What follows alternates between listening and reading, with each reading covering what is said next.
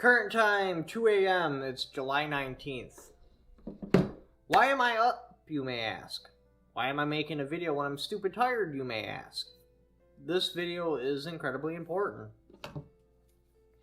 So, in my community tab, I know a lot of you don't follow it, I had posted this letter. One second, let me fold it up to hide all the private information. Right there.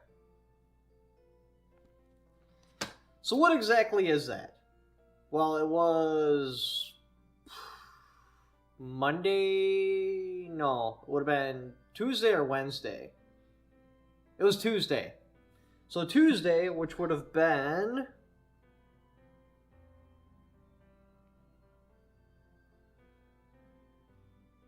July 14th, we get this memo. I should probably give you some background. What I do is I haul freight for USPS. How that works is freight comes into the state, it goes to a main state hub. From the main state hub, trucks pick it up and they deliver it to the zip codes. Like you got your 539 zip code, etc., etc., etc. 549. Anyways, it gets to that particular zip code, and then at that zip code it gets broken up by towns, and then it goes on trucks again, and it goes to the post offices. That's what I do. Then after it gets to the post offices, it's sorted, the carriers take it out and deliver it to houses. Then at night, the carriers pick up, and then you take all the mail that was dropped off at the post office, you pick it up, you throw it on your truck, you go to the next post office, you load that post office on your truck, you go down the line, and then you drop it off at the main hub, and then their trucks meet you, and then they take it to the main distribution center, and then it either goes out of state or it goes back through the process the next day. That's how your mail service basically works. It's a giant relay. It's incredibly inefficient. Anyway, I get this letter, and what this letter is instructing is me, all the rural carriers, everybody in my particular state. Now, from what I understand, this is countrywide. Some big, they use like military terms, but like Grand Postmaster General or something like that came in and he was like, we are no longer doing late slips. So let's say your mail comes into the state and it's during Christmas or during a pandemic where there's a lot of mail. Sometimes it takes a little bit longer because there's more mail to get everything sorted and loaded onto the truck. And then you get something called the late slip. What they do is they just pay you to sit around there a little bit more because every time is divided up. You have to start by this time, you have to end by this time. Anything above and beyond that, you get a little bit more money. So they give him a late slip while that just goes right down the line. So then it would show up at the zip code. Because he was late, the zip code goes late. So then they get late slips. And then it goes down to the carriers. Obviously there's more mail, it took a little bit longer to get there, so then they get late slips. What that new order is we are no longer allowed late slips.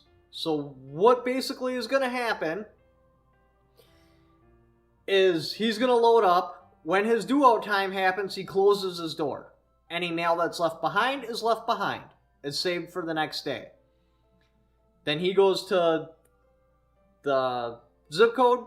We'd load up. If there's a lot of mail and we can't load it in time, we close our door and we leave mail there.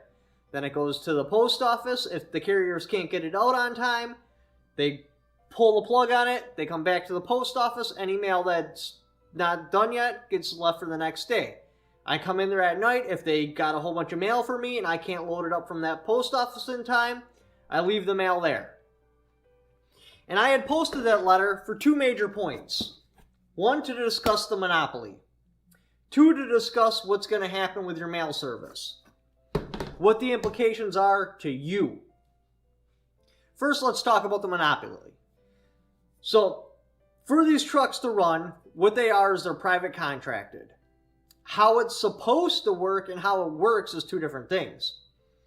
How it's supposed to work is they put the contract out for the general public. The general public, they get pre-approved to bid on these contracts. They get pre-approved by basically proving that they can in fact produce a truck and run this particular contract. Depending on if it's a straight truck or a tractor trailer, it's different amounts. So you'd go to the bank, you'd get a pre-approval for X amount of dollars. Now, you don't have to spend that money on a truck. You just have to show that in a worst case scenario, you could take this money and buy a brand new truck. I believe it was like $250K or something like that you had to get pre-approved for. Then that allows you to bid on the contracts. You say what you're willing to run it for. They look at everybody else's bids. And then what they do is they take the cheapest possible bid and they'd have that guy run. Well, if he fails, then it goes back up for bid. Or if he bid it too cheap, it goes back up for bid. It's a whole public thing. Well, a while back, it would have been like 2004-ish, somewhere in there, they decided that we are no longer going to let the... it was later than 2004. 2004 is when they started talking about the one contractor. What their ultimate goal was is to not have contractors anymore, like multiple contractors. There'd be one contractor that would run everything. Somebody high up the food chain had an invested interest in contract driving and said, hey, we're only going to have one contractor because they want all the contracts. So they get all that government money and no one else has a chance for it. Then later on, like 2010 somewhere, my timing, this has been over a huge period of time.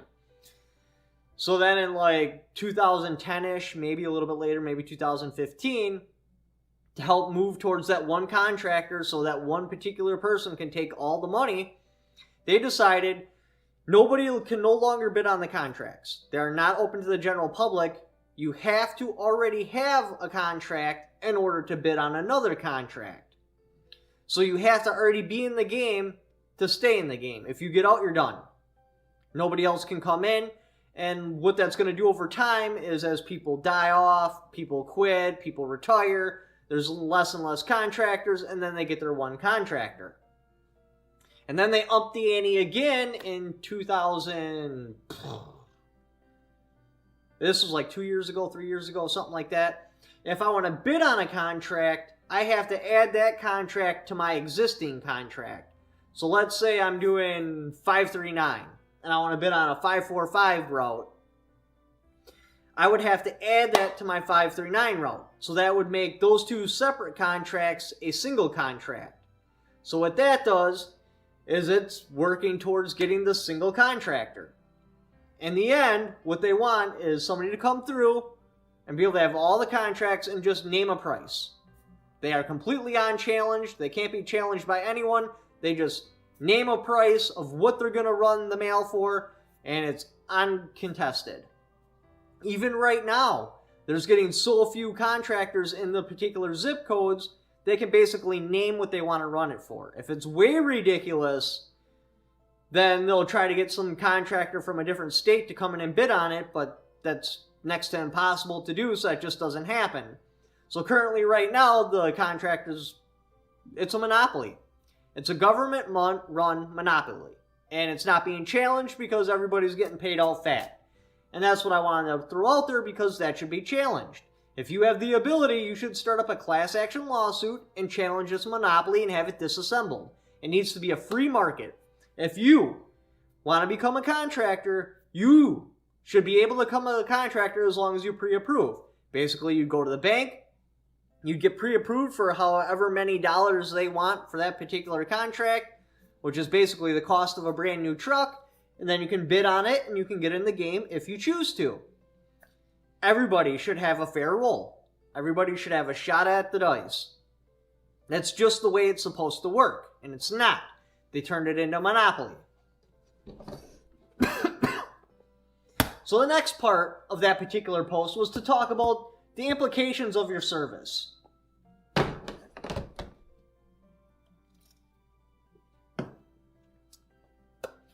So what does this letter imply for you? How will this affect you? It will affect you in two different ways. One, the monopoly I was talking about earlier. Now that's not directly related to this letter, but it still needs to be addressed. Because we can basically name what we want to run for and nobody can challenge us, it's just bringing shipping costs through the roof, like making it crazy high. And they're doing this because a company cannot run. If I'm a sole proprietor and I go bid on the route, I can underbid any company because I'm not paying labor, I'm running my own truck, I already own my own truck, so there's no way a bigger company can come in and bid on these contracts. With that eliminating it and jacking up the cost of how much it costs to do this, bigger companies can come in because now they can say, I want $4 a mile, I want $5 a mile, and then they can afford to pay a person, they can afford to pay benefits, they can afford to pay to have a runner car, stuff like that. And that's affecting you because that's raising the cost of stamps, raising the cost of shipping. It worked for years, like since the beginning of the post office being a free market. Now that it's this way, it's looking at bankruptcy, it's no longer functioning anymore, the cost of shipping is just going up through the roof, and that's the first way it affects you. The second way, hypothetically speaking, we're going to pretend it's Christmas time. Usually about the week before and the week after Christmas is when this is really relevant. You are towards the end of your route. There is a scheduled route. They have a contract exactly how that route needs to be run. They can't run it in reverse. They can't do anything like that. It gets run in a very specific way. They take specific turns. There's no changing it. Now, they might cheat the contract and run it in reverse and stuff to cheat it just because they'd feel guilty. But that's up to them. But they are breaking their contract then. So if you live at the end of this said route and it's Christmas time, and the driver's going through, all of a sudden he hits his clock out time and he's only halfway through his route, he has to turn and go back to the post office. These houses don't get mail. What he's supposed to do is save it for the next day. So now he's going through his route again, gets a little bit farther. Let's say he makes it 2 more houses down, but he's got twice the load he would normally have because he had to ditch the mail before. Turns around and goes back. You could be looking at like 2 or 3 weeks with no mail service whatsoever because you're at the end of the route. Your letter's going out. I'm picking up because I have to abandon that mail and I'm supposed to load priority first and then go on and go down the line to the priority of the mail. If there's that much mail, it's very possible your mail might be sitting at the post office for weeks through the whole Christmas period. You don't know because this is new, it's not tested out yet, so no one really knows anything. So now the point of this video. Why am I making this video? I got challenged a couple hours ago. It was from a person that really has no authority over me, but that's not how the post office works. It doesn't really matter who's got authority. They can cause a stink. How am I related to the post office? I'm not. I'm not a part of the postal union. I'm not paid by the post office. I wasn't hired by the post office. And I can't, well, theoretically, they can do things to get rid of me if I'm like a pain in the ass or a nuisance. But I've been doing my job for over 6 years. Believe me, if I was a pain in the ass or I wasn't good at my job, I would have been gone a long ass time ago. The only link I have to the post office at all is that I'm doing my job on postal property and they give me a badge so I can access the post offices. That's it. I have no affiliation whatsoever with the post office. So this particular person somehow had seen my YouTube post. Freaked out about it. Said that you're probably going to lose your job if you don't take it down. Your dad's probably going to lose his contracts if you don't take it down. Well, my dad losing his contracts, my YouTube channel is my private account. He has no say what is or is not on my YouTube channel. So that's just ridiculous. Like I said, this person basically has no authority over me, but just in case, that's why I'm making this video. So what are the possible outcomes? What will happen? And this will probably happen tomorrow. That's why I'm making the video right now. Number 1, I lose my job. Possible, but not very likely. I just don't see that happening. Number 2, delay job loss. Now this is very possible. They could be like, okay, because of that whole letter post, and now this video, yeah, we can't fire him for that, so what we'll do is we'll start looking for problems. And if you look for a problem for someone long enough, you will find them. It don't matter how good of an employee they are, you will find a problem. You just gotta look. Somewhere, somehow, they will stumble up, and that will be your opportunity, and you will get fired. So what that is delayed job loss. Now, to lose me right away, they'd have to have my dad can me. And that's why I don't think that would happen. However, they can give me 5500s until because you're allowed 3 of them a year. That's 3 mistakes. And let's be honest. Anybody, any employer whatsoever, can find 3 mistakes in an employee in a 12-month period. It's not possible to be mistake-free. We're human. We make mistakes. So this is probably a very likely situation. Delayed job loss, they'll just hit me with 3 5500s within a 12-month period, and then I lose my badge. Without my badge, I no longer have the ability to go into a post office. Without the ability to go into a post office, I can't do that job anymore because you got to have the ability to go into the post office. Number 3, my dad loses his contracts. This just isn't going to happen. It's not realistic at all, but, we got to go through all the possibilities. Number 4, forced video removal and forced post removal. What we're going to do to prevent this is I'm giving you permission. Now, I don't know if there's a way I can do it in the analytics so you don't get any copyright strikes or anything like that. But I am giving you permission to take this video and upload it to your channel. Don't tell me you uploaded it to your channel because I don't want to know how many copies are out there, and I don't want to know who has the copies. This way, it will be impossible for them to remove this information from the internet. But there's websites you can go to that'll rip this video off, or I think if you have Google or YouTube Red, you can just download the video, upload it to your channel, put in parentheses in the title mirror, and I believe that will excuse you. You can use the same thumbnail if you want. Just take this video and upload it to your channel. I want so many copies out there, the information can't be stopped anymore. This way, even if I wanted to remove the video, I couldn't. Because I just don't know. I don't know who has it, how many copies are out there. It is impossible.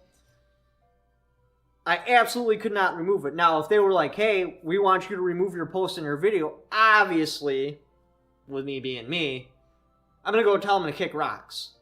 Because that's just how I am. But if I do that, that will also bring me back up to option number 1. They're like, remove the video and post, or we're taking your job. We're going to pull your badge. Which is a possibility. But now, see, the law is on my side. Oh, I want to make it clear right now. I am not a lawyer. I am not giving legal advice. And if you take legal advice from me, you're stealing. I am in no way, shape, or form giving any sort of legal advice. I don't study the law. I don't know the law. This is my rough understanding. So we got the Data Act of 2009, which states any government agency must be transparent. The post office is a government agency. On that particular letter, it does not say eyes only. It does not say confidential. It does not say private. It does not say only to or only read by or do not share. Plus, they gave the letter to me. I am not a postal employee whatsoever. So if that was a confidential letter, it is no longer a confidential letter because they handed it off to the general public. But even if I wasn't a postal employee, because of the Data Act, you guys should be privy to this information if you want it. All you should have to do is file a... oh, I forgot how this is pronounced. FOIA request. And you guys should be able to go right now, file a FOIA request, and get this letter. It is not a confidential letter. Under the Freedom of Information Act, you guys are entitled to knowing the information off this letter because this affects you. And that is a government agency. The law is on my side on this one.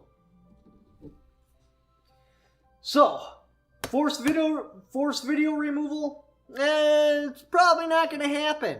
But I could lose my job. I will probably lose in the short game by losing my job. But in the long game, I should be able to take legal action or something like that because I got Freedom of Information Act on my side, I got the Data Act on my side, and I am not a postal employee.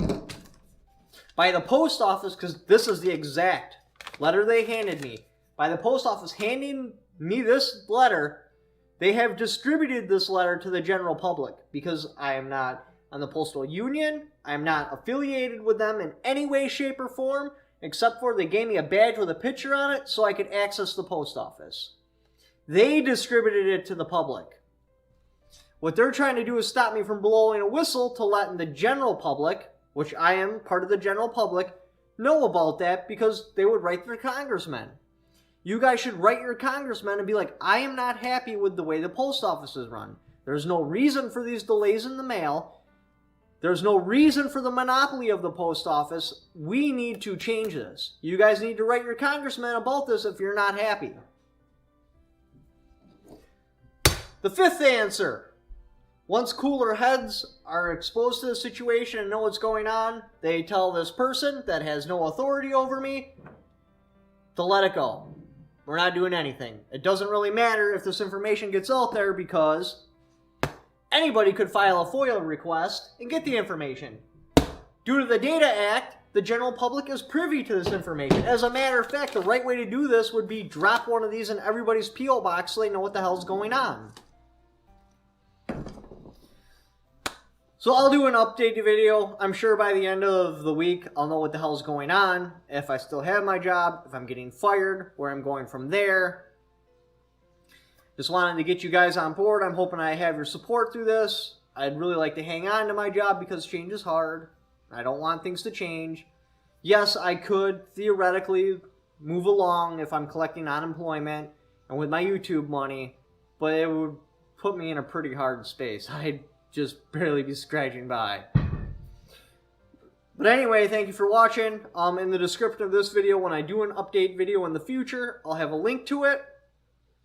If you'd like to check out any of my other videos, click on the links up here. If you'd like to help support the channel, I got my Patreon. I also have affiliate links in the description down below. Even if you don't buy what that link is for, just click it on that link and doing the Amazon shopping you were going to do anyway. I got a little kickback for it because you went there off my channel. Thank you for watching. Don't forget to subscribe.